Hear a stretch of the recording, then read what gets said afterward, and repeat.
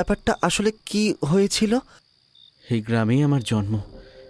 আমার জন্মের অল্প কয়েক বছরের মধ্যেই মা বাবা দুজনেই মারা যান। এই গ্রামের আর 5টা সাধারণ ছেলে মেয়ের মতন আমার শৈশব থেকে যৌবন পুরোটাই এই গ্রামেই কেটেছে।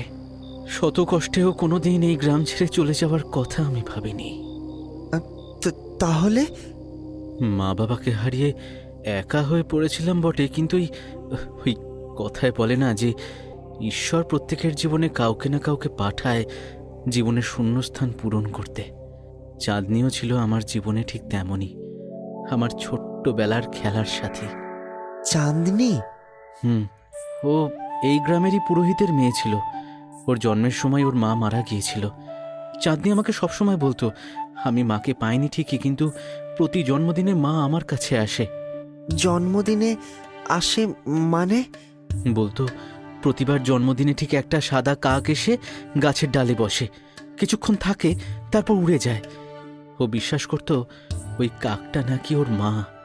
আমি তো হেসেই উড়িয়ে দিতাম, কিন্তু অদ্ভুত ব্যাপার কি জানো, ওর জন্মদিন ছাড়া আমরা কেউই ওই সাদা কাকটাকে কখনো দেখিনি। তাই নাকি? তারপর? তারপর সময়ের সাথে সাথে আমরাও বড় হলাম। বন্ধুত্ব কবে প্রেমে পরিণত হলো আমরা টেরও পেলাম না। পুরোহিত কাকুও আমাকে নিজের ছেলের মতোই দেখতেন। সবকিছু বেশ ভালোই চলছিল। আমরা ঠিক করি বিয়ে করার, কিন্তু আমাদের কপালে বোধহয় এত সুখ লেখা ছিল না। কেন? তারপর কি হলো? আমাদের ভালোবাসার পথে বাধা হয়ে দাঁড়ালো। সোম আর চাঁদনি নদীর তীরে বসে আছে। চাঁদনি মাথা রেখে আছে সোমের কাঁধে। দুজনেই নিঃশব্দে সূর্যাস্ত দেখছে। দূরে অন্য প্রান্তে আড়ালে দাঁড়িয়ে বিশ্বম্ভর ক্ষুধার্ত দৃষ্টিতে তাকিয়ে আছে তাদের দিকে। তার মুঠো ক্রমশ শক্ত হচ্ছে। না না না, এটা কিছুতেই হতে পারে না। এটা আমি মেনে নেব না। চাঁদনিকে আমি ভালোবাসি। চাঁদনি শুধু আমার। কি হচ্ছেটা কি এসব? হ্যাঁ, ঘরের মধ্যে ভাঙচুর করছো কেন? বাবা, আমি সব নিজের চোখে দেখেছি। নদীর ধারে চাঁদনি সোমের কাঁধে মাথা রেখে ওরা একে অপরকে ভালোবাসে। তাই নাকি? এই জন্য তোমার এত রাগ? তুমি বুঝতে পারছো না বাবা, আমি চাঁদনিকে ছাড়া বাঁচতে পারবো না। ও শুধু আমার, শুধুই আমার। শান্ত হও বিশু, এটা মাথা গরম করার সময় নয়। আমাদের ঠান্ডা মাথায় কাজ করতে হবে। আর সবচেয়ে বড় কথা, চাঁদনি আমাদের জাতের মেয়ে, পুরোহিত ব্রাহ্মণ মানুষ, আমরাও তাই। আমি নিজে যাব, গিয়ে বিয়ের প্রস্তাব দেব। সত্যি বাবা? তুমি সত্যি বলছো? তুমি সত্যি কথা বলছো? হ্যাঁ হ্যাঁ, সব ব্যবস্থা আমি করব, সোমের নয়। আমিও চাই চাঁদনি আমাদের ঘরের বউ হয়ে আসুক। কিন্তু সে জানতো না এই সিদ্ধান্তই হয়তো সম্পূর্ণরূপে বদলে দেবে 3টি জীবনের গতিপথকে। প্রণাম পুরোহিত মশাই। আসলে একটা দরকারি কথা আপনার সাথে আলোচনা করতে এলাম আর কি। হ্যাঁ বেশ তো, তা বলুন কি ব্যাপার? আমার ছেলে বিশ্বম্ভরের জন্য একটি প্রস্তাব এনেছি। আমি চাই যে আপনার কন্যা চাঁদনিকে আমার ছেলের ঘরের বৌমা করে নিয়ে যেতে। চাঁদনি আর বিশ্বম্ভর? হ্যাঁ, আমরা দুজনেই যাতে ব্রাহ্মণ, সমাজ শাস্ত্র সব দিক থেকেই এই সম্পর্ক শুদ্ধ, গৌরবজনক ও মানানসই। আমার মনে হয় না চাঁদনির জন্য আমার বিশুর চেয়ে উপযুক্ত পাত্র কেউ হবে বলে। হ্যাঁ পুরোহিত মশাই, আমি চাঁদনিকে জীবন সঙ্গিনী হিসেবে চাই। আমি প্রতিজ্ঞা করছি ওকে সর্বদা সম্মান আর ভালোবাসা দেব।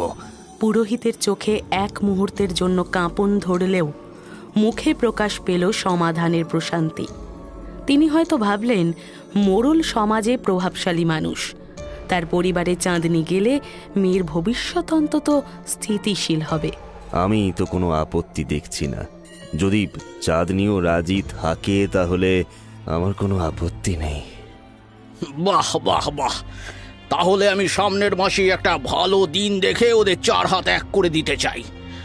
আপনি একদম চিন্তা করবেন না, বিয়ের সমস্ত দায়িত্ব আমার। বাবা, আমার পক্ষে অন্য কাউকে বিয়ে করা সম্ভব নয়। আমি সোমকে ভালোবাসি, আর তার সঙ্গেই আমার জীবন কাটাতে চাই।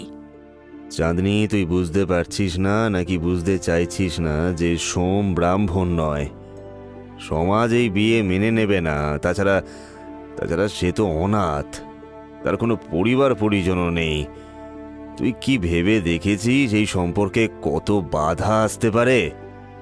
বাবা, সমাজ কি বলবে তাতে আমার কিচ্ছু যায় আসে না। আমরা একে অপরকে ভালোবাসি, বিশ্বাস করি, এটা সবচেয়ে গুরুত্বপূর্ণ। হ্যাঁ, সোম মানুষ হিসেবে খারাপ নয়, সেটা আমিও জানি। আমিও তাকে পছন্দ করি, কিন্তু সমাজ, রীতিনীতি এসব বলে একটা কথাও তো রয়েছে নাকি? হ্যাঁ, আমার কাছে সবচেয়ে গুরুত্বপূর্ণ হলো তোমার মতামত। সমাজ কি বলছে তা নিয়ে আমি ভাবি না বাবা।